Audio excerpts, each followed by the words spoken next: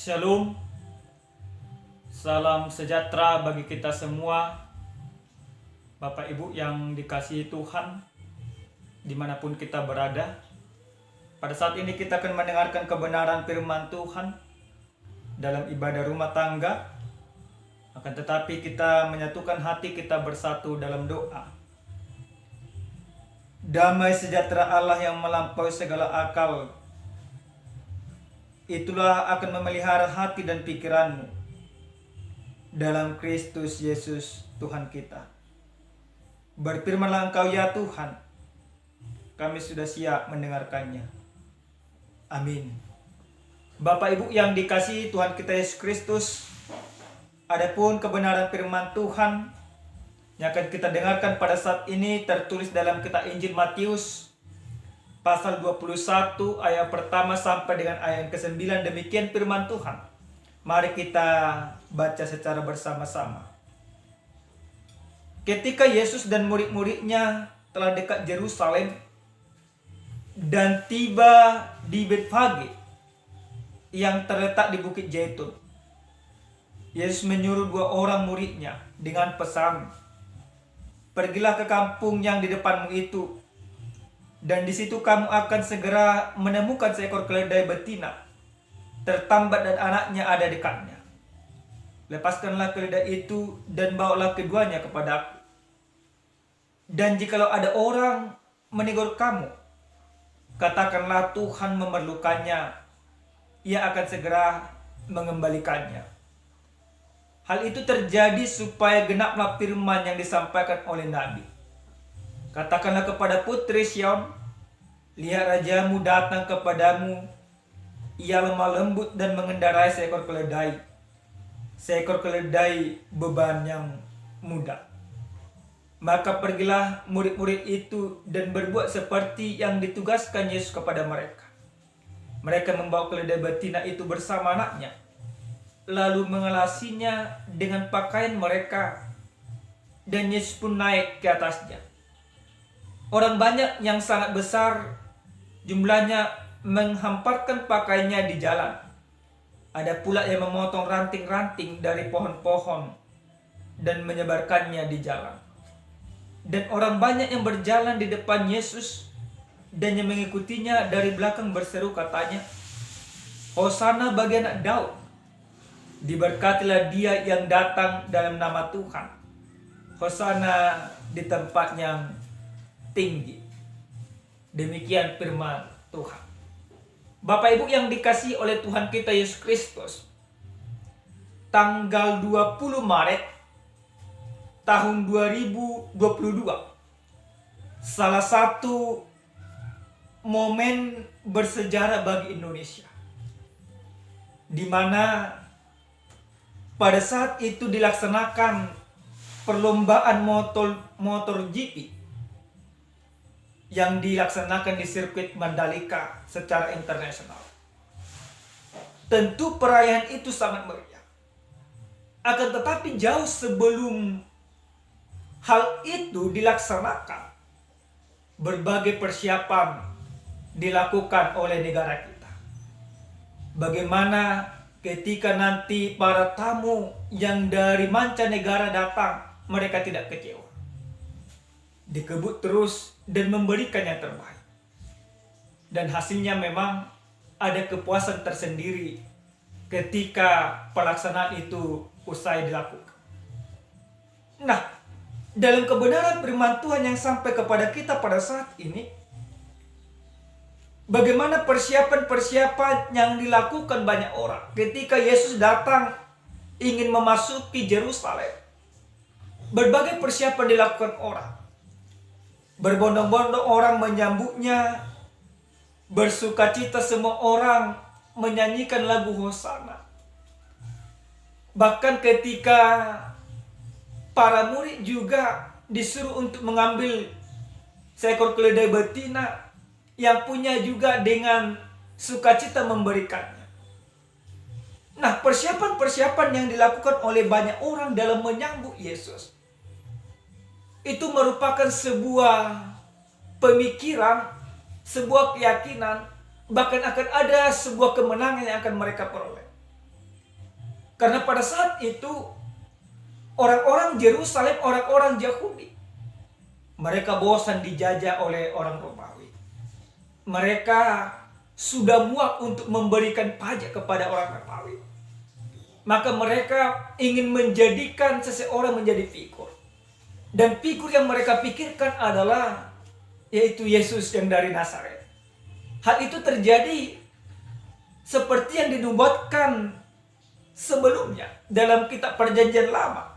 Dalam kitab Perjanjian Lama jelas dikatakan bagaimana ketika Yesus memasuki Yerusalem akan banyak sorak-sorai. Ketika Yesus memasuki Yerusalem akan banyak nyanyian. Pemikiran orang pada saat itu, apa yang dinubuatkan dalam kitab Perjanjian Lama yang akan digenapi oleh Yesus adalah soal perpolitikan. Orang-orang yang menyambut Yesus, mereka membentangkan pakaiannya, mereka membentangkan ranting-ranting. Bahkan ketika diminta pun keledainya mereka berikan. Karena ada sebuah keyakinan bahwa mereka akan dilepaskan dari penjajahan Romawi. Nah, Bapak Ibu yang dikasih oleh Tuhan kita Yesus Kristus. Namun apa yang terjadi? Tentu kedatangan Yesus ke Yerusalem untuk memenuhi sebuah nubuat, untuk membebaskan, tapi tidak lagi membebaskan secara politik, melainkan pembebasan yang dilakukan oleh Yesus, bagaimana dia menggenapi apa yang disuruh oleh Allah terhadap dia, membebaskan setiap orang dari kuasa dosa. Nah, dua pemikiran yang berbeda. Yesus datang ke Yerusalem ingin membebaskan semua orang dari dosa. Tetapi orang-orang Yerusalem yang menyanyikan sorak-sorai, yang menyanyikan hosana, yang menyanyikan diberkatilah engkau yang datang dalam nama Tuhan, yang mengatakan hosana bagi anak Daud, yang mereka pikirkan hanya pembebasan dari politik. Bapak Ibu yang dikasih oleh Tuhan kita Yesus Kristus, apa yang terjadi setelah Palmaru penyambutan itu? Beberapa hari kemudian, apa yang dipikirkan oleh banyak orang bahwa Yesus itu akan menjadi raja berbanding terbalik. Akhirnya apa? Akhirnya ada kekecewaan yang begitu luar biasa. Yang dari mulut mereka menyanyikan hosana. Kemudian di hari yang berbeda, mulut mereka yang mengatakan, salibkan dia, salibkan dia, salibkan dia. Hal itu kenapa bisa terjadi, Bapak Ibu yang Tuhan kasihi? Itu dikarenakan karena mereka mengenal Tuhan. Mereka mengenal Yesus yang dari Nazaret hanya sebatas pengenalan secara manusia. Tidak pengenalan karena keyakinan bahwa dia adalah anak Allah yang datang ke dunia untuk melepaskan manusia dari dosa. Nah, Bapak Ibu yang dikasih oleh Tuhan kita Yesus Kristus, hal apa yang boleh kita lihat dari kebenaran firman Tuhan yang menjadi pegangan kita, yang menjadi sebuah khotbah yang hidup dalam kehidupan kita? Yang pertama sekali, sesuai dengan tema minggu kita yang menjadi tema epistel pertanyaan juga, dikatakan diberkatilah dia yang datang dalam nama Tuhan. Nah, bagaimana kita menyambut Yesus di dalam kehidupan kita? Bagaimana kita menyambut Yesus dalam minggu-minggu Palmarum ini? Yang pertama sekali, Bapak Ibu yang Tuhan kasihi, apa yang boleh kita iman dari kebenaran firman Tuhan ini? Kita harus mengenal Yesus lebih dalam, yaitu kita mengenal dia sebagai Tuhan dan Juru Selamat, bukan sebagai Raja Penguasa di dunia ini. Nah, ketika kita mengenal Yesus sebagai Tuhan dan Juru Selamat, kita akan menyanyikan hosana. Ketika kita sudah menyanyikan hosana, kita percaya bahwa kelepasan itu sudah diberikan oleh Tuhan kepada kita masing-masing. Tapi banyak dari kita, Bapak Ibu yang Tuhan kasihi, banyak dari kita seperti orang-orang yang menyambut Yesus, mulut mereka mempermuliakan Tuhan, tetapi di waktu yang sama mulut mereka juga menghujat Tuhan. Kita juga banyak seperti itu. Di hari Minggu, di dalam ibadah-ibadah rumah tangga kita mempermuliakan Tuhan. Engkau adalah Allahku yang Maha Kuasa, Engkau adalah Yahweh, Engkau adalah Juru Selamat. Tapi di waktu yang berbeda juga, kita katakan bahwa Tuhan itu tidak mengasihi kita. Di waktu yang berbeda juga, kita melakukan sebuah pekerjaan-pekerjaan yang bertentangan dari apa yang kita persaksikan lewat mulut kita. Nah, Bapak Ibu yang Tuhan kasihi, lewat firman ini kita mau diingatkan, mulut yang kita pakai untuk mempermuliakan Tuhan, mata yang kita pakai untuk melihat kemuliaan Tuhan, semuanya pekerjaan dan gerak hidup kita juga harus kita pergunakan untuk kemuliaan nama Tuhan. Tidak untuk hanya kepentingan pribadi. Yang kedua dari firman ini, kita mau diajak selaku orang yang percaya, ketika Yesus meminta apa yang ada sama kita. Orang yang mengatakan Minggu Palmarum, seperti yang mengizinkan keledainya diambil untuk keperluan Yesus. Sekarang Yesus mau minta dari kita. Sekarang kita ibaratnya kalau diminta Tuhan hartamu, diminta Tuhan apa yang ada padamu, jabatanmu. Bagaimana kita? Apakah kita mau memberikannya kepada Tuhan? Atau justru kita yang meminta kepada Tuhan untuk menambah kekayaan kita? Atau kita yang meminta kepada Tuhan untuk yang menaikkan jabatan kita? Tujuannya apa? Tujuannya untuk menyombongkan diri. Nah, pada saat ini Bapak Ibu yang Tuhan kasihi, kita harus seperti orang yang mengizinkan keledainya diambil. Tapi motifnya harus berbeda. Kalau motif yang tadi dia percaya dengan memberikan keledainya dia akan menerima kebebasan secara politik, kita tidak lagi demikian. Kita memberikan segala sesuatu yang ada pada kita karena kita percaya itu adalah milik Tuhan. Kita memberikan segala sesuatu yang ada pada kita karena kita percaya bahwa itu adalah titipan Tuhan.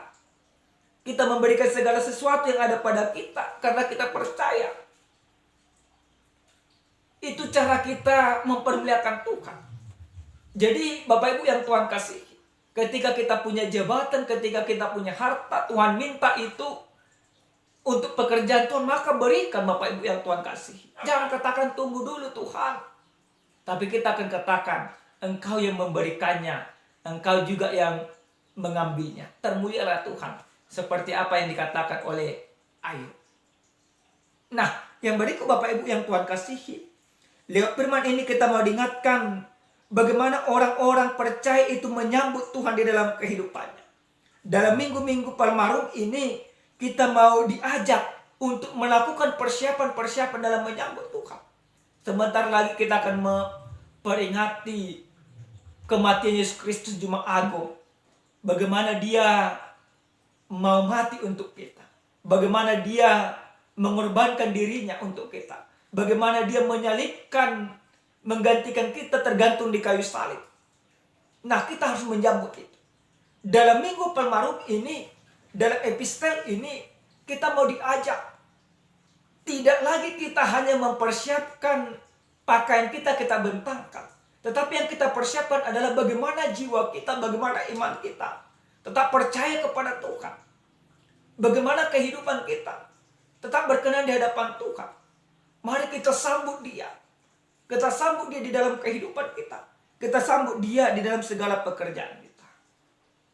Yang berikut Bapak Ibu yang Tuhan kasihi.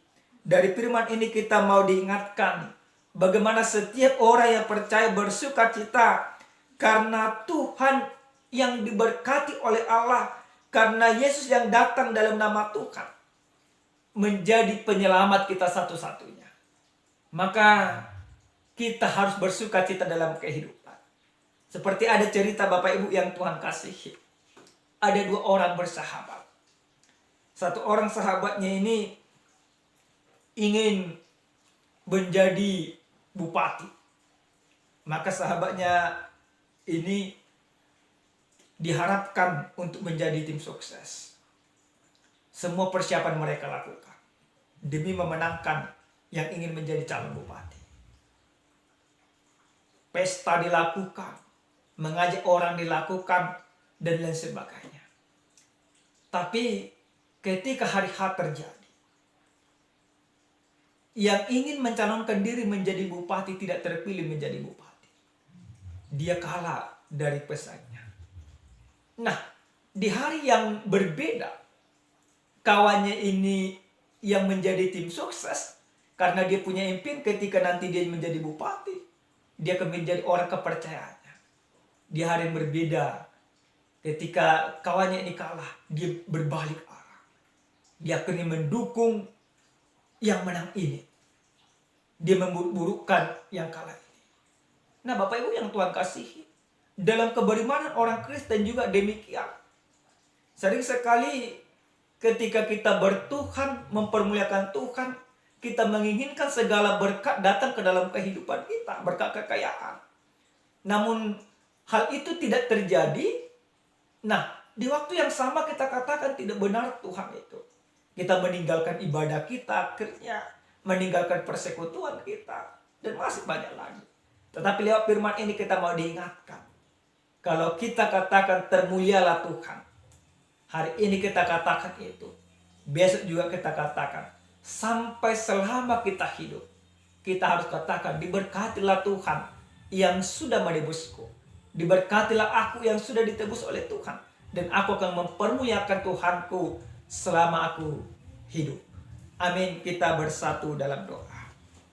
Terima kasih ya Tuhan kami, Tuhan yang maha baik, buat firman-Mu yang sudah kami dengarkan pada saat ini. Benar ya Tuhan, bahwa kami akan mempermuliakan nama-Mu selama kami hidup. Kami akan memberikan segala sesuatu yang ada pada kami untuk kemuliaan Tuhan. Biarlah kiranya mulut kami mempermuliakan Tuhan.